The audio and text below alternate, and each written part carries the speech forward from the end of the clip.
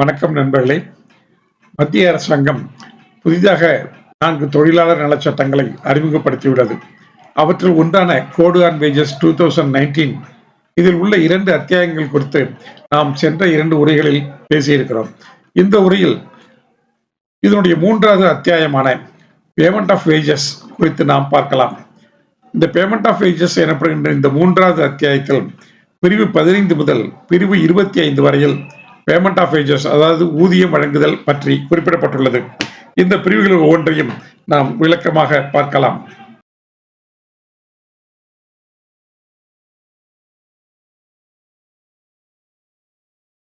முதல் பிரிவு 15 mode of payment of wages. ஊழியர்களுக்கு சம்பளம் வழங்கும் பொழுது அதை எப்படி வழங்குவது? நாணயங்களாக வழங்குவதா, அல்லது கரன்சியாக வழங்குவதா, அல்லது செக்காக வழங்குவதா, அல்லது ஊழியர்களின் வங்கி கணக்கில் நேரடியாக வர வைத்துவிடுவதா என்பது கேள்வி. அது பற்றி இந்த பிரிவு பேசுகிறது. அனைத்து ஊதியங்களும் நடப்பில் இருக்கின்ற நாணயங்கள் அல்லது நோட்டுகளாக அல்லது காசோலையாக வழங்கப்பட வேண்டும். ஊழியரின் வங்கி கணக்கில் வரவு வைக்கவோ அல்லது மின்னணு முறையில் வழங்கவோ செய்யலாம். சில நேரங்களில் ஏதாவது ஒரு குறிப்பிட்ட தொழில்துறை அல்லது வெவ்வேறு விதமான நிறுவனங்களில் பணிபுரியும் ஊழியர்களுக்கான ஊதியத்தை அந்த நிறுவனங்கள் காசோலை மூலமாகவோ வழங்க வேண்டும் அல்லது ஊழியர்களின் வங்கி கணக்கில் நேரடியாக வரவு வைக்க வேண்டும் அப்படின்னு சொல்லி சம்பந்தப்பட்ட அரசாங்கம் ஆணை பிறப்பிக்கலாம். பிரிவு 16 fixation of wage period. Wage period என்பது ஊதிய காலமாகும். இந்த ஊதிய காலம் என்பது என்ன அப்படிங்கிறத நாம தீர்மானிக்க வேண்டும். இது employer will fix that. So ஒவ்வொரு ஊழியருக்கும் எந்த கால அளவின் அடிப்படையில் ஊதியம் கணக்கிடப்பட்டு வழங்கப்படும் என்பதை பணி வழங்குபவர் நிர்ணயம் செய்ய வேண்டும். ஊதிய காலம் என்பது ஒரு நாளாக இருக்கலாம். ஸோ தினசரி ஊதியம் டெய்லி வேஜஸ்க்கு வேலை பார்க்குறவங்களுக்கு ஊதிய காலம் என்பது ஒரு நாளாக இருக்கும், ஒரு வாரமாக இருக்கலாம், அல்லது 15 தினங்களாக இருக்கலாம், அல்லது ஒரு மாதமாக இருக்கலாம். ஆனால் எந்த ஒரு ஊழியரையும் பொறுத்தவரையில் ஊதிய காலம் என்பது ஒரு மாதத்திற்கு மேலாக இருக்கக்கூடாது. வெவ்வேறு நிறுவனங்களுக்கு வெவ்வேறு விதமான ஊதிய காலம் நிர்ணயிக்கப்படலாம். பிரிவு 17 time limit for payment of wages. So ஒரு ஊழியருக்கு எந்த காலத்துக்குள்ளார நாம் சம்பளத்தை கொடுக்க வேண்டும் அல்லது ஊதியத்தை கொடுக்க வேண்டும் அப்படிங்கிறத பற்றி பிரிவு 17 பேசுகிறது. பணி வழங்குபவர் ஒருவர் தம்மிடம் நாள் அடிப்படையில் பணிபுரிவோருக்கு அந்த சுற்றின் முடிவில் ஊதியத்தை வழங்கிவிட வேண்டும். ஸோ ஒரு நாளில் காலையில் ஒருத்தர் 6-2 ஷிஃப்ட் வரார் அப்படின்னு சொன்னாக்க அந்த 6-2 ஷிஃப்ட் அவர் முடிஞ்சு போகும்பொழுது அந்த முடிவில் அவருக்கு அன்னைய சம்பளத்தை அவருக்கு கொடுத்து அனுப்பிவிட வேண்டும். வாராந்திர அடிப்படையில் ஒருத்தர் பணிபுரிகிறார் அப்படின்னு சொன்னால் வாரத்தின் இறுதி நாளிலும் அதாவது வாராந்திர ஓய்வு நாளுக்கு முன்பாக அவருக்கு சம்பளத்தை கொடுத்து விட வேண்டும். 15 நாள் அடிப்படையில் பணிபுரிவோருக்கு 15 நாள் முடிந்த பின் வருகின்ற 2வது நாள் முடிவதற்கு முன்னராக ஊதியத்தை கொடுத்து விட வேண்டும். மாத அடிப்படையில் பணிபுரிவோருக்கு அடுத்த மாதம் 7ஆம் நாள் முடிவதற்கு முன்பாக ஊதியத்தை வழங்கிவிட வேண்டும் அல்லது ஊதியத்தை வழங்குவதற்கு ஏற்பாடு செய்திடல் வேண்டும். இது பணி வழங்குபவருடைய கடமையாகும். 17(2) ஒரு ஊழியரை சர்வீஸ்ல இருந்து நீக்கிட்டாங்க, ரிமூவ் பண்ணிட்டாங்க, அல்லது டிஸ்மிஸ் பண்ணிட்டாங்க, அல்லது ரிட்ரென்ச் பண்ணிட்டாங்க, அல்லது அவரே ரிசைன்மெண்ட் போயிட்டாரு, அல்லது become unemployed due to closure of establishment. அந்த நிறுவனத்தையே மூடிட்டாங்க, அதனால அவருக்கு வேலை போய்விட்டது அப்படின்னு சொன்னா அப்போ அவர் இதுவரையும் பார்த்த வேலைக்கு உண்டான ஊதியத்தை எப்படி வழங்க வேண்டும், எதற்குள்ளாக வழங்க வேண்டும் அப்படிங்கிறத பற்றி பிரிவு 17(2) பேசுகிறது. ஒரு ஊழியர் பணியிலிருந்து நீக்கப்பட்டாலோ அல்லது சேவையிலிருந்து விலக்கப்பட்டாலோ அல்லது ஆட்குறைப்பு செய்யப்பட்டாலோ அல்லது பணியில் இருந்து விலகிவிட்டாலோ அவரை ரிசைன் பண்ணிட்டாலோ அல்லது நிறுவனம் மூடப்பட்டதால் பணி இழந்து விட்டாலோ அவருக்கு கொடுக்கப்பட வேண்டிய ஊதியம் அவர் பணியிலிருந்து நீக்கப்பட்ட அல்லது விலக்கப்பட்ட அல்லது ஆட்குறைப்பு செய்யப்பட்ட அல்லது அவராகவே பதவியிலிருந்து விலகிய அந்த நாளில் இருந்து 2 வேலை நாட்களுக்குள் 2 working days அதுக்குள்ளார அவருக்கு அந்த ஊதியத்தை கொடுத்து விட வேண்டும். 17(3) துணைப்பிரிவு 1 அல்லது 2 குறிப்பிடப்பட்டுள்ள விஷயங்களை பொருட்படுத்தாது ஊதியம் எத்தகைய சூழ்நிலைகளின் கீழ் வழங்கப்படுகிறது என்பதை பொறுத்து நியாயமானது என்று சம்பந்தப்பட்ட அரசாங்கம் கருதினால் ஊதியம் வழங்குவதற்கான வேறு கால எல்லைகளையும் நிர்ணயிக்கலாம். பிரிவு 17(4) தற்சமயம் நடைமுறையில் இருக்கும் ஏதேனும் ஒரு சட்டத்தின் கீழ் ஊதியம் வழங்குவதற்கான கால எல்லைகள் பரிந்துரைக்கப்பட்டிருக்கும் என்றால் அவற்றை இந்த சட்டத்தின் பிரிவுகள் 17(1) அல்லது 17(2) கூறப்பட்டுள்ள கால எல்லைகள் பாதிக்காது. ஸோ அது அப்படியே தான் இருக்கும். இந்த சட்டத்தில் கூறப்பட்டுள்ள விஷயத்தை பற்றி அதற்கு கவலை இல்லை. பிரிவு 18 deductions which may be Medu from the wages. ஒரு ஊழியருக்கு ஊதியம் கொடுக்கும் பொழுது அவருடைய சம்பளத்திலிருந்து சில பிடித்தங்களை செய்யலாம். அந்த பிடித்தங்கள் என்னென்னவற்றை எல்லாம் செய்ய முடியும் அப்படிங்கிறத பற்றி பிரிவு 18 விரிவாக பேசுகிறது. பிரிவு 18 ஊதியத்தில் இருந்து எத்தகைய பிடித்தங்களை செய்யலாம். இப்போ தற்பொழுது நடைமுறையில் இருக்கின்ற வேற எந்த சட்டத்தையும் பற்றி கவலைப்படாமல் இந்த சட்டத்தின் கீழ் அதிகாரம் அளிக்கப்பட்டிருக்கும் விஷயங்கள் தவிர ஊழியர்களின் ஊதியத்திலிருந்து வேறு எந்த விதமான பிடித்தமும் செய்யக்கூடாது. இதுக்கு ஒரு விளக்கம் இருக்கு. இந்த சட்டத்தின் நோக்கங்களுக்காக பணிபழங்குனருக்கோ அல்லது அவரது முகவருக்கோ ஊழியரால் கொடுக்கப்படும் எந்த ஒரு தொகையும் அவருடைய சம்பளத்தில் செய்யப்பட்ட பிடித்தமாகவே கருதப்படும். இப்போ நமக்கு ஒருத்தர் பணி வழங்குகிறார், அவர்கிட்ட நம்ம சம்பளம் வாங்குறோம். சம்பளம் வாங்கினோடனே அவருக்கு ஏதோ ஒரு தொகையை கொடுக்குறோம் அப்படின்னு வச்சுக்கோங்க. ஏதோ ஒரு விஷயத்துக்காக ஒரு தொகையை கொடுக்குறோம். அப்படி கொடுத்தால் அந்த தொகை பிடித்தம் என்றே கருதப்படும். அதே மாதிரி அவருடைய ஏஜென்ட் ஒருத்தர் இருந்து அவருக்கு ஒரு தொகையை நீங்க கொடுத்தாலும் அது உங்களுடைய ஊதியத்தில் செய்யப்பட்ட பிடித்தம் என்றே கருதப்படும். பி, ஒரு ஊழியரின் ஊதிய உயர்வை, அந்த இன்கிரிமெண்ட் சொல்றோம் இல்லையா, அது அல்லது பதவி உயர்வை ப்ரமோஷன் நிறுத்தி வைப்பது, இன்கிரிமெண்ட்டை நிறுத்தி விடுவது, டோட்டலாக நிறுத்திடுறது, அல்லது தற்போது இருப்பதை விட குறைந்த பதவி அல்லது ஊதிய விகிதத்துக்கு மாற்றுவது, அல்லது தற்காலிக பணி நீக்கம் செய்வது, இது மாதிரி விஷயங்கள் ஏதாவது நடந்து அதனால ஊழியருக்கு ஊதிய இழப்பு ஏற்படும் இல்லையா? கண்டிப்பா ஏற்படும். அப்படி ஏற்பட்டதுன்னு சொன்னா அதை நாம பிடித்தம் என்று கருத முடியாது. ஆனால் இத்தகைய நோக்கங்களுக்காக பணி வழங்குனர் செய்துள்ள ஏற்பாடுகள் சம்பந்தப்பட்ட அரசாங்கத்தினால் இந்த நோக்கங்களுக்காக விடப்பட்டிருக்கும் அறிவிப்பில் உள்ள விஷயங்களை திருப்தி செய்ய வேண்டும். ஸோ அது அரசாங்கம் என்ன முறையில் சொல்லுகிறதோ அந்த முறையில் அது செய்யப்பட்டிருக்க வேண்டும். 18(2) Deductions from the wages of an employee shall be made in accordance with the provisions of this code and may be made only for the following purposes. So இந்த சட்டத்தில் என்ன சொல்லப்பட்டிருக்கிறதோ அந்த முறைகளின்படியே ஒருவருடைய ஊதியத்திலிருந்து பிடித்தங்கள் செய்யப்பட வேண்டும். அந்த மாதிரி விஷயங்களுக்காக மட்டுமே பிடித்தங்கள் செய்யப்பட வேண்டும். அப்போ மற்ற விஷயங்களுக்கு பிடித்தங்களை செய்யக்கூடாது. என்னென்ன அப்படின்னு பார்க்கலாம். ஒரு ஊழியரின் ஊதியத்தில் இருந்து செய்யப்படும் பிடித்தங்கள் இந்த சட்டத்தில் குறிப்பிடப்பட்டுள்ள முறைப்படி கீழ்காணும் நோக்கங்களுக்காக மட்டுமே செய்யப்பட வேண்டும். ஸோ அவர் மீது விதிக்கப்பட்டுள்ள அபராத தொகைகள், அவர் மேல ஏதாவது ஃபைன் போட்டுக்கலாம். அந்த ஃபைன் போட்டிருந்தாக்க அந்த ஃபைனுக்காக நீங்க அவருடைய சேலரியிலேருந்து ஒரு அமௌண்ட்டை டிடெக்ட் பண்ணலாம், பிடித்தம் செய்யலாம். இந்த ஃபைன் பற்றி நம்ம பின்னாடி அடுத்த பிரிவில் விவரமாக பேசலாம். அடுத்தது பணிக்கு வராமல் இருந்ததற்கான தொகை. ஒருத்தர் மாதக்கணக்கில் வேலை பார்க்குற ஒருத்தர் ஒரு நாள் வேலைக்கு வரல அப்படின்னு சொன்னாக்க அப்போ அந்த வேலைக்கு வராத நாளுக்கு அவருக்கு சம்பளம் கொடுக்குற அவசியம் இல்லை. அதனால அந்த ஊதியத்தை அவருடைய சம்பளத்திலிருந்து பிடித்துக் கொள்ளலாம். சி, ஒரு ஊழியரிடம் பொறுப்பாக வைத்திருக்கும்படி ஒப்படைக்கப்பட்ட பொருள்களுக்கு சேதமோ நஷ்டமோ ஏற்பட்டால் மற்றும் அவர் கணக்கு கொடுக்க வேண்டிய பணத்துக்கு அவருடைய கவனக்குறைவாலோ அல்லது செயல்படாமல் இருந்ததாலோ நஷ்டம் அடைந்திருந்தால் அதை ஈடுகட்டுவதற்கு அதற்குண்டான தொகையை அவருடைய ஊதியத்திலிருந்து பிடித்துக் கொள்ளலாம். டி, பணி வழங்குபவரால் அல்லது சம்பந்தப்பட்ட அரசாங்கத்தால் அல்லது தற்சமயம் நடைமுறையில் உள்ள ஏதேனும் ஒரு சட்டத்தின் கீழ் அமைக்கப்பட்ட ஒரு வீட்டு வசதி வாரியத்தால் வழங்கப்படும் வீட்டு வசதிக்கான பிடித்தங்கள். அது அப்ப யாரும் இருக்கலாம், ஒரு அரசாங்கம் கொடுத்திருக்கலாம், அல்லது பணி வழங்குபவரே கொடுத்திருக்கலாம், அல்லது வேற ஏதோ ஒரு அமைப்பு அவருக்கு கொடுத்திருக்கலாம். அந்த மாதிரி கொடுத்திருக்கிற அந்த வீட்டு வசதிக்கான பிடித்தங்கள் அது இருந்து அதை செய்து கொள்ளலாம். அந்த அரசாங்கமோ அல்லது அத்தகைய வாரியமோ பணி வழங்குபவராக இருந்தாலும் இல்லாவிட்டாலும் அல்லது சம்பந்தப்பட்ட அரசாங்கத்தால் அறிவிக்கையின் மூலம் இது தொடர்பாக குறிப்பிடக்கூடிய வீட்டு வசதிக்கு மானியம் வழங்கும் தொழிலில் ஈடுபட்டுள்ள வேறு ஏதேனும் அதிகார அமைப்பாலும் வழங்கப்படும் தொகைகளுக்குமான பிடித்தங்கள் அவற்றையும் ஊதியத்தில் செய்யலாம். Deductions for such amenities and services. இந்த ஊழியருக்கு கொடுக்கப்படுகின்ற சில வசதிகள் அல்லது சேவைகள் அதற்கான பிடித்தங்கள் செய்யலாம்.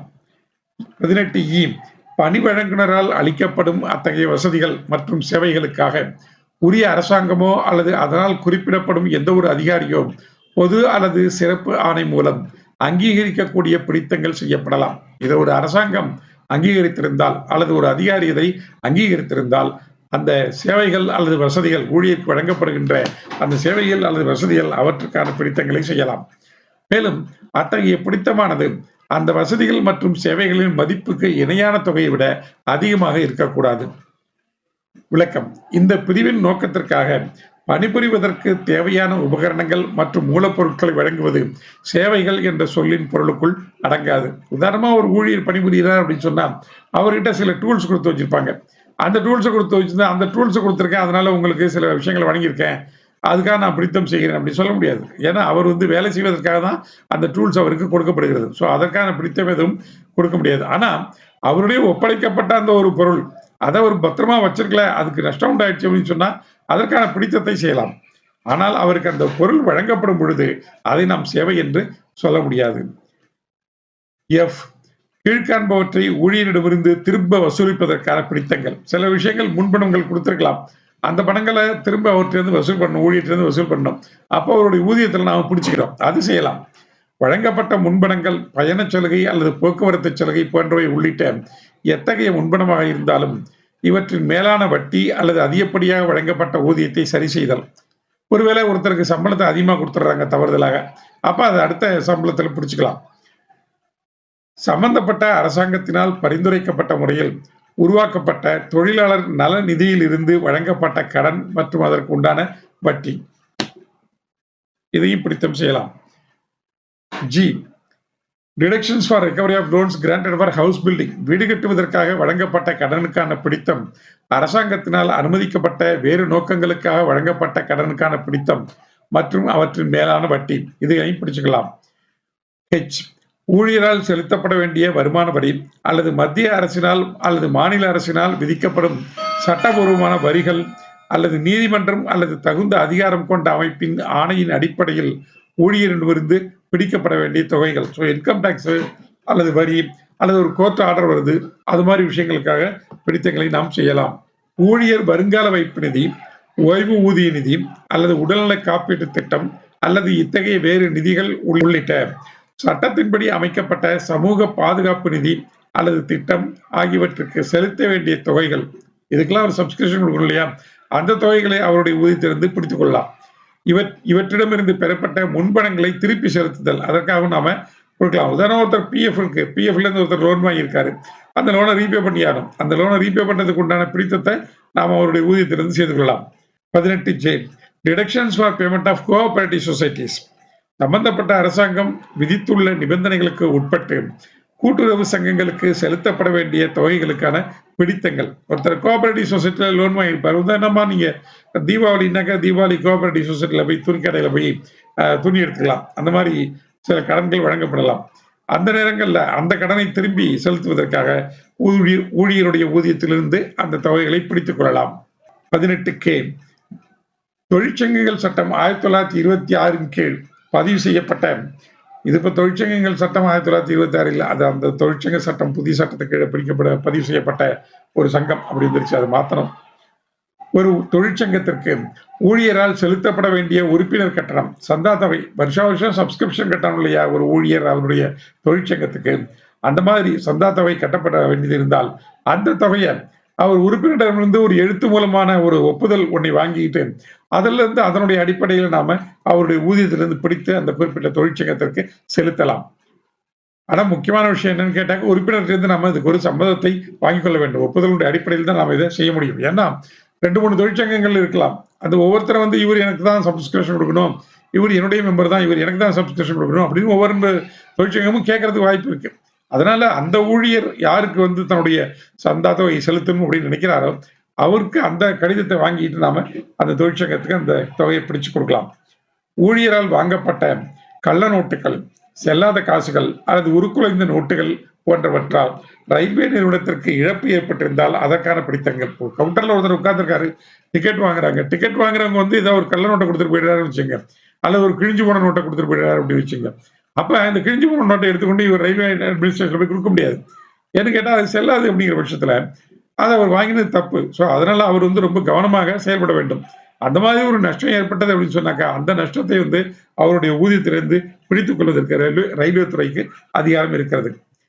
18 எம் மீண்டும் ரயில்வே நிர்வாகம் இருக்கு. ரயில்வே நிர்வாகத்துக்கு பயண கட்டணங்கள் அதுக்கு போய் சேர வேண்டியது இருக்கும், அல்லது சரக்கு கட்டணங்கள் இருக்கலாம், அல்லது கால கடப்பு கட்டணங்கள் வாஃபேஜ் இருக்கலாம், அல்லது கிரேனேஜ் இருக்கலாம், கிரேன் கட்டணம், அந்த ரயில்வேனுடைய கிரேனை யூஸ் பண்ணியிருப்பாங்க அதுக்கு உண்டான கட்டணம் இருக்கலாம், அல்லது உணவு விடுதிகளில் உணவு விற்பனை தொடர்பாக கட்டணங்கள் ஏதாவது செலுத்தப்பட வேண்டியிருக்கலாம், அல்லது ரயில்வேனுடைய தானிய கடைகள் அங்க உள்ள பொருட்கள் தொடர்பாக அல்லது வேறு விதமாக ரயில்வே நிர்வாகத்திற்கு செலுத்த வேண்டிய உரிய கட்டணங்களுக்கு பணியாளர் விலைப்பட்டியல் அனுப்பவோ பற்றுச்சீட்டு அனுப்பவோ தவறிவிட்டால் அல்லது வசூலிக்கவோ அல்லது கணக்கு காட்டவோ தவறியதன் காரணமாக ரயில்வே நிர்வாகத்திற்கு ஏற்பட்ட இழப்புகளை மீட்பதற்கான பிடித்தங்கள். ஸோ அந்த ஊழியர் வந்து அஹ், குறிப்பிட்ட ஒரு நிறுவனர் ஒரு நபர் இருக்காரு, அவர் ரயில்வேக்கு உள்ள கட்டணம் செலுத்தணும், இந்த கட்டணத்தை நீங்க உடனே செலுத்துங்க அப்படின்னு சொல்லி அவருக்கு பில் அனுப்பணும் அல்லது இன்வாய்ஸ் அனுப்பணும். அப்படி அனுப்பி அவர்கிட்ட இருந்து அந்த பணம் வசூலிக்கிறதுக்கு அவர் ஏற்பாடு பண்ணணும். அப்படி இல்லாம அவர் தவறிவிட்டால் அதனால ரயில்வே நிர்வாகத்திற்கு நஷ்டம் ஏற்பட்டால் அந்த நஷ்டத்தை ஈடு செய்வதற்காக குறிப்பிட்ட ஊழியருடைய ஊதியத்திலிருந்து பிடித்துக் கொள்ளலாம். 18 இப்போ ஊழியரின் அலட்சியம் அல்லது தவறுதலின் காரணமாக ஏற்பட்ட அவரால் தவறாக வழங்கப்பட்ட தள்ளுபடிகள் அல்லது திருப்பி வழங்கப்பட்ட தொகைகள் காரணமாக ரயில்வே நிர்வாகத்திற்கு ஏற்பட்ட இழப்புகளை ஈடுகட்டுவதற்கான பிடித்தங்கள். இப்போ ஒரு டிஸ்கவுண்ட் ஆஃபர் வச்சுங்களேன், டிஸ்கவுண்ட் ஆஃபர்ல இருக்கு, அதுல வந்து 10% டிஸ்கவுண்ட் அப்படின்னு போட்டுக்கும் போது இவர் தப்பா கணக்கு பண்ணி 20% கொடுத்துட்டாரு அப்படின்னு வச்சுங்க, அல்லது எதெல்லாம் டிஸ்கவுண்ட் உண்டோ அது தவிர மீதி தொகைகளுக்கும் சேர்த்த டிஸ்கவுண்ட் கொடுத்துடுறாரு அப்படின்னு சொன்னா அப்ப ரயில்வே நிர்வாகத்திற்கு உண்டான நஷ்டம், அந்த நஷ்டம் அல்லது சில நேரங்களில் சில தொகைகள் திருப்பி கொடுப்பாங்க, அப்படி திருப்பி கொடுக்கும் பொழுது ஏதோ ஒரு தொகையை கூட கொடுத்துட்டாரு அப்படின்னு வச்சுங்க, தப்பா கொடுத்துட்டாரு அப்படின்னா அதனால ரயில்வே நிர்வாகத்திற்கு நஷ்டம் ஏற்பட்டால் அந்த தொகையும் அவருடைய ஊதியத்திலிருந்து பிடித்துக் கொள்ளலாம். 18 பிரதம மந்திரியின் தேசிய நிவாரண நிதி அல்லது மத்திய அரசால் அறிவிக்கப்படும் இத்தகைய நிதிகளுக்கு ஊழியர் விருப்பப்படலாம். பிரதமருடைய ரிலீஃப் ஃபண்டுக்கு, சென்ட்ரல் கவர்மெண்டோட பிரைம் மினிஸ்டர் நேஷனல் ரிலீஃப் ஃபண்டுக்கு நான் வந்து ஒரு தொகையை கொடுக்குறேன் அப்படின்னு அவர் சொல்லலாம். அப்படி சொன்னா அது என்னுடைய சம்பளத்திலிருந்து நீங்க பிடிச்சி பிரதமருடைய நிதியில நீங்க சேர்த்துங்க அப்படின்னு ஒரு ஆத்தரைசேஷன் கொடுத்தார் அப்படின்னு சொன்னா அவருடைய ஊதியத்திலிருந்து அந்த தொகையை பிடித்து பிரதமருடைய நிவாரண நிதிக்கோ அல்லது வேறு மத்திய அரசினால் அறிவிக்கப்படுகின்ற வேறு நிதிகளுக்கோ பணி வழங்குபவர் கொடுக்கலாம். 18 இந்த சட்டத்தில் கூறப்பட்டவை மற்றும் தற்காலத்தில் நடைமுறையில் இருக்கும் எந்த ஒரு சட்டத்திலும் கூறப்பட்டுள்ள விஷயங்களுக்கு உட்பட்டு ஒரு ஊழியரின் குறிப்பிட்ட ஊதிய காலத்துக்கான ஊதியத்தில் இருந்து பிரிவு 2 கீழ் பிடிக்கப்படும் தொகைகளின் மொத்த மதிப்பு அவருடைய ஊதியத்தில் இருந்து 50 விழுக்காட்டுக்கு மேல் போகக்கூடாது. இப்போ ஒரு ஊழியருடைய ஊதியத்திலிருந்து நீங்க பிடித்தங்கள் செய்றீங்க அப்படின்னு சொன்னா அந்த ஒரு குறிப்பிட்ட காலத்திற்கு ஒரு மாசம் ஊழியம் வழங்குறீங்க, அந்த ஊதியம் வழங்கும் பொழுது அதுல செய்யப்படுகின்ற பிடித்தங்கள் அந்த ஊதியத்தினுடைய மொத்த அளவிலிருந்து 50 விழுக்காட்டுக்கு மேல போகக்கூடாது. அப்போ 50 விழுக்காடு ஒவ்வொரு ஊழியருக்கும் கண்டிப்பாக சம்பளம் கொடுக்கப்பட வேண்டும். 18 ஒருவேளை பிரிவு 2 கீழ் செய்யப்படும் மொத்த பிடித்தங்களின் அளவு ஊதியத்தின் 50 விழுக்காட்டுக்கு மேல் இருக்குமானால் அவ்வாறு அதிகமாக இருக்கும் தொகையை பரிந்துரைக்கப்பட்ட முறையின்படி பிடித்தம் செய்யலாம். இதற்கான முறையை சட்டம் பரிந்துரைக்கிறது. அது எவ்வாறு சொல்லப்பட்டிருக்கிறதோ அதே மாதிரி அவங்க செய்து கொள்ளலாம். 18 ஒரு ஊழியரின் ஊதியத்தில் இருந்து பணி வழங்குனரால் பிடிக்கப்பட்ட தொகையானது, ஒரு ஊழியர் இருக்காரு, அவருக்கு சம்பளம் கொடுக்குறோம், அப்ப அதுல இருந்து சில தொகைகளை பிடிக்கிறோம், அந்த தொகைகளை பிடித்த அந்த ஊழியர் பணி வழங்குனர் கையில வச்சுக்க முடியாது. ஏன்னா ஒருவேளை பிஎஃப்க்காக பணம் பிடிக்கிறாங்க அப்படின்னாக்க அதை உடனே பிஎஃப்ல கொண்டு போய் செலுத்தணும், பிஎஃப் நிறுவனத்திட்ட கொண்டு போய் இந்த பணி வழங்குனர் செலுத்தி விட வேண்டும். அதே மாதிரி வருமான வரிக்காக ஒரு தொகையை பிடிக்கிறார் அப்படின்னா அதை உடனே இன்கம் டேக்ஸ் டிபார்ட்மெண்ட் கட்டிடணும். ஸோ அந்த மாதிரி எந்த தொகையாவது ஒரு கையில வச்சுட்டு இருந்தார் அப்படின்னா அதனால ஏற்படுகின்ற விளைவுகளுக்கு அந்த ஊழியர் எந்த வகையிலும் பொறுப்பாக முடியாது. ஏன்னா அவரை நீங்க பிளேம் பண்ண முடியாது. ஏன்னா அவருடைய ஊதியத்திலிருந்து தொகை பிடிக்கப்பட்டு விட்டது. ஆனால் எந்த நிறுவனத்திற்கு செலுத்தப்பட வேண்டியமோ அங்க செலுத்தப்படவில்லை அல்லது காலதாமதம் செலுத்தப்படுகிறது அப்படின்னா அதற்கு உண்டான பொறுப்பு பணி வழங்குனருக்கு தானே தவிர ஊழியருக்கு கிடையாது. அவரை பொறுப்பாக்க முடியாது. 19 ஃபைன்ஸ் அல்லது அபராத தொகைகள். ஸோ சம்பந்தப்பட்ட அரசாங்கத்திடம் அல்லது அதிகார அமைப்பிடம் இருந்து முன்கூட்டியே பெறப்பட்ட அனுமதியின் பேரில், இது எதுக்கு அப்படின்னு சொன்னாக்க ஒரு ஊழியருக்கு எந்தெந்த விஷயங்களுக்காக நீங்க அபராதம் போடலாம், எந்தெந்த விஷயங்களுக்காக நீங்க அவர் மேல ஒரு ஃபைனை இம்போஸ் பண்ணலாம் அப்படிங்கிறத பத்தி, எந்தெந்த தவறுதல்கள், எந்தெந்த விடுதல்கள் அல்லது எந்தெந்த விஷயங்களை அவர் செய்யாமல் இருந்தால் அவருக்கு அபராதம் விதிக்கப்படும் அப்படிங்கிறது எல்லாம் முன்கூட்டியே அரசாங்கத்திடமிருந்து அனுமதி பெற்று அதுக்கு பிறகுதான் அது மேலே நீங்க ஃபைன்ஸை இம்போஸ் பண்ண முடியும். அப்படி இல்லாம எந்த ஊழியர் மீதும் எந்த அபராதமும் விதிக்கப்படக்கூடாது. 19 இத்தகைய செயல்கள் அல்லது விடுதல்கள் ஆகியவை குறித்த விவரங்களை பணி நடைபெறுகின்ற இடத்தில் பரிந்துரைக்கப்பட்ட முறையில் காட்சிக்கு வைக்க வேண்டும். ஸோ எந்தெந்த விஷயங்களுக்காக ஊழியர்களுக்கு அபராதம் விதிக்கப்படலாம் அப்படிங்கிறத பத்தி ஒரு விளக்கமா எழுதி அந்த இடத்துல ஒரு டிஸ்பிளே வைக்கிறோம். எங்க வேலை பார்க்குறாங்களோ அந்த இடத்துல ஒரு டிஸ்பிளே வைக்கப்பட வேண்டும். 19 அபராதத்திற்கு எதிராக காரணம் காட்டுவதற்கு ஊழியருக்கு வாய்ப்பு அளிக்கப்படும் வரை அல்லது அபராதம் விதிப்பதற்காக வகுக்கப்பட்ட நடைமுறையின்படி இல்லாமல் எந்த ஒரு ஊழியர் மீதும் எந்த அபராதமும் விதிக்கப்படக்கூடாது. ஸோ ஒரு ஊழியர் மேல ஃபைன் இம்போஸ் பண்றதுக்கு முன்னாடி அவருக்கு ஒரு வாய்ப்பு கொடுக்கணும். ஏன் நீங்க வந்து என் மேல ஃபைனை இம்போஸ் பண்ணக்கூடாது அப்படிங்கிறதுக்கான வாய்ப்பு அவருக்கு கொடுக்கணும். அவர் அதுக்கு உண்டான காரணத்தை காட்டுகிறாரா அப்படிங்கிறது பார்க்கணும். அவர் சரியான காரணம் காட்டினால் அவருக்கு நீங்க ஃபைன் போட முடியாது. அதனால அவருக்கு ஒரு வாய்ப்பு அளிக்க வேண்டும். அதே மாதிரி இந்த முறைகள் எந்த முறைகளின்படி நாம அவருக்கு அபராதம் விதிக்கணுமோ அந்த முறையின்படி தான் நாம அபராதம் விதிக்க வேண்டும். அப்படி இல்லாம எந்த ஒரு ஊழியர் மீதும் எந்த ஒரு அபராதத்தையும் விதிக்கக்கூடாது. 19.4 எந்த ஒரு ஊதிய காலத்திலும் எந்த ஒரு ஊழியருக்கும் விதிக்கப்படக்கூடிய மொத்த அபராத தொகையானது அந்த ஊதிய காலத்திற்கு அவருக்கு வழங்கப்பட வேண்டிய ஊதியத்தில் 3 விழுக்காட்டுக்கு மேல் போகக்கூடாது. முன்னாடி என்ன சொன்னோம்? மற்ற பிடித்தங்கள், அந்த பிடித்தங்கள் எல்லாம் சேர்ந்து 50 விழுக்காட்டுக்கு மேல போகக்கூடாதுன்னு சொன்னோம். இப்போ இந்த அபராத தொகைகள் எல்லாம் சேர்ந்து ஒரு ஊழியருடைய மொத்த ஊதியத்தின் 3 விழுக்காட்டுக்கு மேல் போகக்கூடாது. 19.5 15 வயதுக்கு குறைந்த ஒரு ஊழியர் இருக்கிறார் அப்படின்னு சொன்னா அவர் மேல எந்த விதமான அபராதமும் விதிக்கக்கூடாது. 19.6 எந்த ஒரு ஊழியர் மீது விதிக்கப்பட்ட அபராத தொகைகளை தவணை முறையில் பிடித்தம் செய்யக்கூடாது. அவ்வாறே ஓர் ஊழியர் மீது விதிக்கப்பட்ட அபராத தொகையை விதிக்கப்பட்ட நாளில் இருந்து 90 நாட்களுக்கு பிறகு பிடிக்கக்கூடாது. 90 நாட்களுக்கு முன்னாடியே நீங்க அதை பிடிச்சு முடிச்சிருக்கணும். எந்த ஒரு அபராதமும் எந்த ஒரு செயலுக்காக அல்லது விடுதலுக்காக விதிக்கப்பட்டதோ அந்த நிகழ்வு நடந்த நாளில் விதிக்கப்பட்டதாக கருதப்படும். அபராதம் என்றைக்கு விதிக்கப்பட்டது அப்படின்னு கேட்டாக்க அவர் என்ன தப்பு பண்ணியிருக்காரோ எந்த தப்புக்காக அவர் மீது அபராதம் விதிக்கப்பட்டிருக்கிறதோ அந்த தப்பு எந்த நாள்ல நடந்ததோ அந்த நாள் தான் அபராதம் விதிக்கப்பட்ட நாள் என்று கொள்ளப்படும். 19.8 விதிக்கப்படுகின்ற பிடித்தம் செய்யப்படுகின்ற அனைத்து அபராத தொகைகளும் இதற்காக பராமரிக்கப்படும் பதிவேட்டில் குறிப்பிட்ட படிவத்தில் பதிவு செய்யப்பட வேண்டும். ஒரு ஃபார்ம் ஒரு ரெஜிஸ்டர் இருக்கும். அந்த ரெஜிஸ்டர்ல யார் யாருக்கு என்னென்ன விஷயத்துக்காக எவ்வளவு ஃபைன் இம்போஸ் பண்ணோம் அப்படிங்கிறத சொல்லணும். இவ்வாறு திரட்டப்படும் தொகைகள் அனைத்தும் அந்த நிறுவனத்தில் பணிபுரியும் ஊழியர்கள் பயன் அடையும் வகையில் அல்லது பலனடையும் வகையில் பரிந்துரைக்கப்பட்ட முறையில் தான் செலவிடப்பட வேண்டும். அந்த தொகை முழுவதையும் ஊழியர்களுடைய நலனுக்காகவே செலவு செய்ய வேண்டும். 20 deductions for absence from duty. ஒருத்தர் வேலைக்கு வரல அப்படின்னு சொன்னாக்க முதல்ல வேலைக்கு வரல அப்படிங்கிறதுனா என்ன அப்படிங்கிறத சொல்லணும். அவர்களுடைய ஊதியத்தை நாம பிடித்தம் செய்து கொள்ளலாம். ஸோ பணிக்கு வராமல் இருந்ததற்கான பிடித்தம். இப்போ ஒருத்தர் பணியில் அமர்த்தப்பட்டிருக்கிறாரு, அந்த ஊழியர் அவர் ஒரு குறிப்பிட்ட இடத்துல அல்லது இடங்கள்ல அவர் இருக்க வேண்டும் அப்படின்னு பணி நிபந்தனைகளில் கூறப்பட்டுள்ளது. ஆனா அந்த இடத்துல அவர் இல்லை, அதாவது அவர் வரவில்லை. அது அவர் வேலை பார்க்க வேண்டிய காலத்தில் முழு அளவு அல்லது பகுதியாக இருக்கலாம். எப்படி வேணாலும் இருக்கலாம். இன்னைக்கு முழுக்க அவரு வராம இருக்கலாம், அல்லது இன்னைக்கு ஒரு 2 மணி நேரத்துக்கு அவரை காணல, 2 மணி நேரம் கழிச்சு தான் வந்தாரு அப்படின்னு இருக்கலாம். அப்படி எப்படி இருந்தாலும் பிரிவு 18(2)B கீழ் அவரது ஊதியத்தில் இருந்து பிடித்தம் செய்யப்படலாம். அவர் வேலை பார்க்காத அந்த நேரத்திற்கு ஊதியம் பிடித்தம் செய்யப்படலாம். 20(2) ஊதியத்தில் பிடித்தம் செய்யப்பட்டுள்ள தொகை மற்றும் ஊழியருடைய முழு ஊதிய காலத்துக்கு அவருக்கு கொடுக்கப்பட வேண்டிய ஊதியம் இவ்விரண்டுக்கும் உள்ள விகிதம் அவர் பணிக்கு வராமல் இருந்த காலத்திற்கும் ஊதிய காலத்துக்கும் இருக்கும் விகிதத்தை விட அதிகமாக இருக்கக்கூடாது. ஸோ இந்த ப்ரொபோர்ஷன் சொல்றாங்க. இதுக்கு உதாரணமா சொன்னா புரியும். உதாரணமா ஒருத்தர் ஒரு வாரத்துல ஒரு நாள் பணிக்கு வரவில்லை அப்படின்னு வச்சுங்க, 6 நாள் அவர் வேலை பார்க்கணும், அதுல ஒரு நாள் வரல அப்படின்னா அவருடைய மொத்த ஊதியம் ரூபாய் 600 அப்படின்னு வச்சுக்கிட்டு 6 தினங்களுக்கு அவருக்கு 600 ரூபாய் அப்படின்னா அதுல ஒரு நாள் அவர் வரவில்லை என்றால் அவருக்கு 1/6 அதாவது 100 ரூபாய்க்கு மேல அவரிடம் பிடித்தம் செய்ய முடியாது. அதாவது இப்போ அந்த ப்ரொபோர்ஷன் பார்த்தா, அதாவது அவர் வராத பீரியட் அவருடைய ஊதிய காலம் அது என்ன அப்படின்னு பார்த்தா 1 நாள் 6 நாள். ஸோ 1/6. அப்ப ஊதியத்தையும் நீங்க எவ்வளவு பிடிக்க முடியும் அப்படின்னு கேட்டாக்க 1/6 தான் பிடிக்க முடியும்.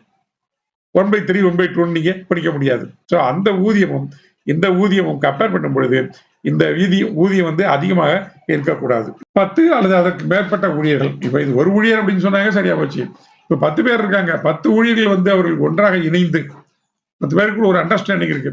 அந்த அண்டர்ஸ்டாண்டிங் பேசிஸ்ல எந்த விதமான முன்னறிவிப்பும் கொடுக்காமல், முன்னாடியே எதுவும் சொல்லாம, தகுந்த காரணங்கள் எதுவும் இல்லாமல் பணிக்கு வராமல் இருந்தால், இது பற்றி சம்பந்தப்பட்ட அரசாங்கம் ஏதேனும் விதிமுறைகளை ஏற்றி இருந்தால் அதற்கு உட்பட்டு அத்தகைய ஊழியர் ஒருவரின் ஊதியத்திலிருந்து முன்னறிவிப்பு நோட்டீஸுக்கு ஈடாக 8 நாள் ஊதியத்தை பணி வழங்குபவர் பிடித்துக் கொள்ளலாம். ஸோ இந்த மாதிரி ஏதாவது ஒரு அண்டர்ஸ்டாண்டிங் கீழே, காமன் அண்டர்ஸ்டாண்டிங் கீழே அவங்க வேலைக்கு வராம இருந்தால், அவங்க வேலைக்கு வராம இருக்கும்போது அவங்க நோட்டீஸ் கொடுக்கணும்.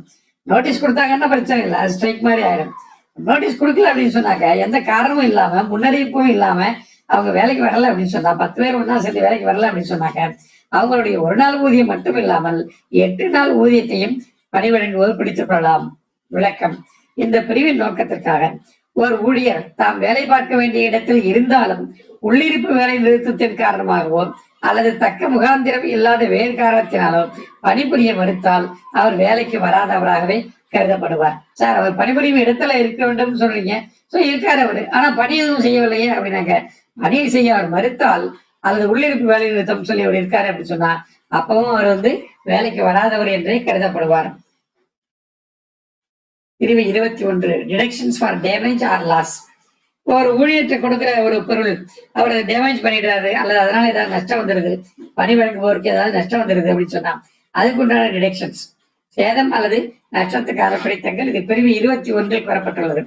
பிரிவு 18(2)C அல்லது பிரிவு 18(2)N இவற்றின் கீழ் ஒரு ஊழியரின் ஊதியத்தில் இருந்து சேதம் அல்லது நஷ்டத்துக்காக செய்யப்படும் பிடித்தம் பணியாளரின் அலட்சியம் அல்லது தவறினால் பணிவழங்கினருக்கு ஏற்பட்ட சேதம் அல்லது நஷ்டத்துக்கான உண்மையான தொகையை விட அதிகமாக இருக்கக்கூடாது. இது ஒண்ணும் இல்ல, ஒரு பொருளை கொடுத்துருக்குறாங்க அவர்கிட்ட, அவர் கொடுத்துருக்கும் பொழுது அவர் ஜாக்கிரதையா வச்சுக்கணும்.